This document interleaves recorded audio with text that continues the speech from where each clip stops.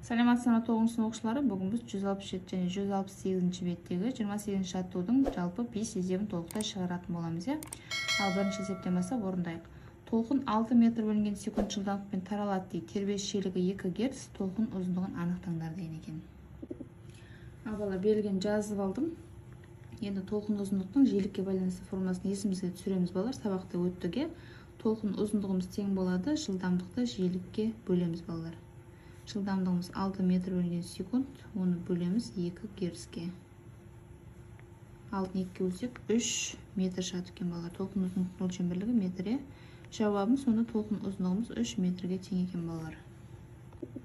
Ал екінші есебімізде көлденең толқынның ұзындығы 0,5 метрге тең дейді. Үшінші және жетінші өркештердің ара қашықтығын табыңдар деген екен балалар.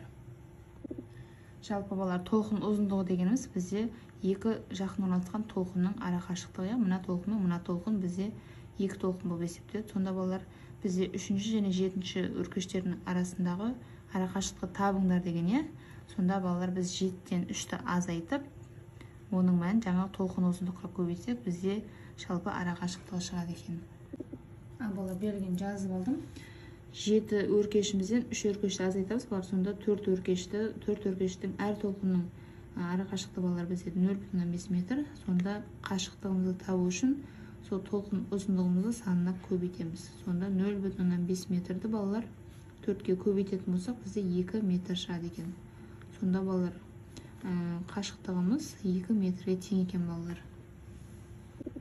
Ал үшінші есебімізде теңіздегі толқынның ең жақын екі өркешінің арасы 15 метр дейді.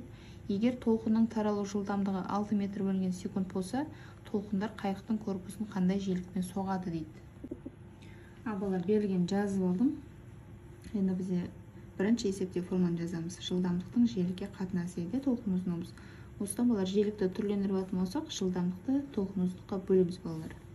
Ал енді орнына қояйық. Жылдамдығымыз бізде 6 метр бөлінген секунд. Оны 15 метрге бөлеміз. 6-ны 15-ке бөлсек, балалар бізде 0,4 герц шығады екен. Сонда жауабымыз, жиілігіміз 0,4 герцке тең екен. Ал төртінші есебімізде толқын көзінің тербеліс периоды 3 секундқа тең дейді. Бірінші және үшінші толқын өркештерінің ара қашықтығы 12 метрге тең, толқынның таралу жылдамдығын табыңдар дейді. Ал балалар берілген жазып алдым. Енді балалар үш өркешпен жаңағы бір өркештің ұзындығы бізде 12 метр болып тұр. Енді балалар жаңағы біз толқын ұзындығын тауып алу үшін үш өркешімізден бір өркешімізді азайтамыз, сонда 2 болады. Сонда бізде жаңа L тең болды, толқын ұзындығын N-ге көбейткен едік. Осыдан балалар толқын ұзындықты түрлендіріп алатын болсақ, ұзындығымызды санына бөлеміз өркештің. L бізде 12 метр, 2-ге бөлетін болсақ, толқын ұзындығымыз балалар 6 метрге тең екен. Енді балалар бізде толқын ұзындықтың периодқа байланысты жылдамдық көбейтілген период деген формуласы бар. Осыдан жылдамдықты түрлендіретін болсақ, толқын ұзындығымызды балалар периодқа бөлеміз. Сонда 6 метрді бөлеміз 3 секундқа 2 метр бөлінген секунд болады екен. Сонда жауабымыз балалар, жылдамдығымыз 2 метр бөлінген секундқа тең екен. Ал бесінші есебімізде толқынның бірінші ортада таралу жылдамдығы 6 метр бөлінген секунд, ал екінші ортада ол 1,5 метр секундқа артты дейді. Сонда балалар екінші ортада бізде 6-ға 1,5 қосамыз, 7,5 болады екінші ортада. Мынаншаға артып тұр балалар. Осы кезде толқын ұзындығы қалай өзгереді дейді. Ал балалар берілген жазып алдым. Енді екінші ортада жылдамдығы 1,5 есе артып тұр, сондықтан 6-ны 1,5-ға қоссақ 7,5 метр бөлінген секунд болады балалар. Енді балалар толқын ұзындықтың периодқа байланысты формуласын жазайық. Лямбда 1 үшін жазатын болсақ, V1 көбейту Т болады.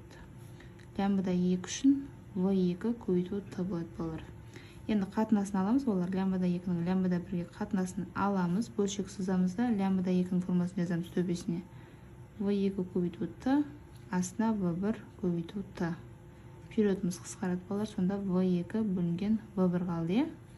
Мәндерін қояйық. V2-міз бізде 7,5 метр бөлінген секундқа тең. Ал V1-міз 6 метр бөлінген секундқа тең. 7,5-ті балалар 6-ға бөлетін болсақ, 1,25 болады екен. Сонда жауабымыз балалар, лямбда 2-мізді лямбда 1-ге қатынасы тең болды 1,25-ке, ол деген сөз 1,125 есе артады деген сөз балалар. Ал балалар, осымен сабағымыз аяқталды. Түсінікті болса лайк басып пікірлеріңізді жаза кетіңіздер және каналыма жазылуды ұмытпаңыздар. Жақсы оқуда сәттілік, сау болыңыздар.